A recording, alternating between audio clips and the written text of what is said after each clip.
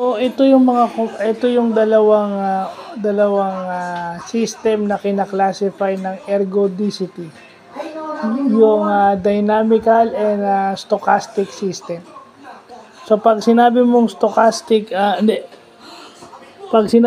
stochastic system, ito yung ang output nito is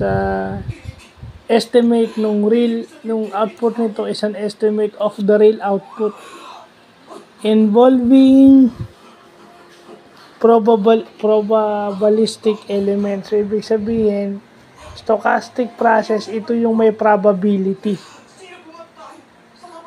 Okay, ito yung may probable na mangyari, pwedeng hindi, kaya nga stochastic.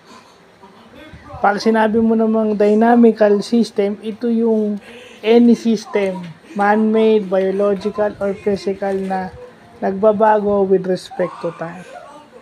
So, kaya pala, tama yung sa ergodicity na it's either it's either dynamical or stochastic system. Pero, may mga system na hindi mo pwedeng i-breakdown into smaller components dahil meron kang with respect to time. Meron kang dynamical system na may biological and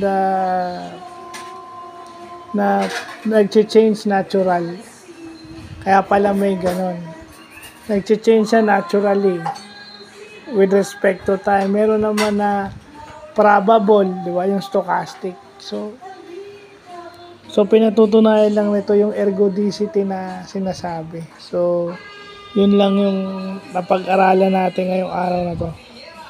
So, yun lang po.